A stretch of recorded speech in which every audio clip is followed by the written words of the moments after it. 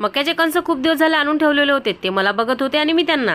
शेवटी त्यांच्यावर थोडं तरच खाल्लं. चला म्हटलं आज थोडाफार हेल्दी नाश्ता करूया.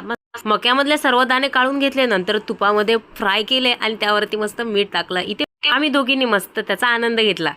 कसं आहे ना, काही कामं वगैरे असल्यामुळे काही ब्लॉग जे आहेत ते लेटच होत असतात. हा ब्लॉग फ्रेंडशिप डेचा आहे, तर तुम्हा सर्वांना माझ्याकडून happy friendship day. Friendship day होऊन तर बरेच दिवस झाले, तरी पण तुम्हाला हॅपी फ्रेंडशिप डे. इथे बिट्टूने आणि आरूने मस्तपैकी फ्रेंडशिप डे सेलिब्रेट केला. दादाने हातात काय बांधून दिलं ते बघत होती आणि त्यावरचं स्पेलिंग वाचून मला सांगत होती. मिस्टरही गेले 2-3 दिवस झाले घरीच आहे, कारण की त्यांना बरं नाहीये. मगापासून सुरू होतं मला मखाने खायचे. शेवटी त्यांना तुपामध्ये फ्राय करून मखाने दिले. तेवढ्यात ही आली किचनमध्ये आणि काय काय गाणे म्हणत होती काय माहिती, तिचं तिला माहिती.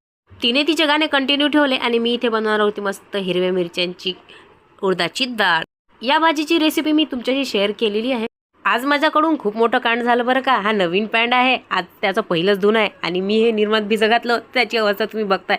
हा पॅन्ट जो आहे हा भाऊजीचा आहे. हे जर मीनूला समजलं तर माझं काही खरं नाही. इथे बिट्टू मस्त टीव्ही बघत होती. हा मूवी बघितल्यानंतर आम्हाला आमची लव्ह स्टोरी आठवली बरं का. आमची लव्ह स्टोरी थोडी या मूवी सारखीच आहे. 2 दिवसापासून गॅस लिकेज होत होता, तेवढ्यात काका आले आणि काकांनी शेगडी काढली आणि जो स्फोट झाला ना, हा व्हिडिओ तुम्हाला माझ्या युट्यूब चॅनलवरती पाहायला मिळेल. असं झालं होतं, बरं झालं काका होते, नाही तर आमचं काही खरं नव्हतं. मस्तपैकी काकाने सिगडी साफ केली, त्यानंतर मला चेक सुद्धा करून दिली की लिकेज वगैरे होते की नाही. आज काकूचा अचानक फोन आला की मी येणार नाही, त्यामुळे जाऊ भांडी घासत आहे आणि मी ठेवला चहा. आजचा मी व्लॉग इथे संपला. फॉलो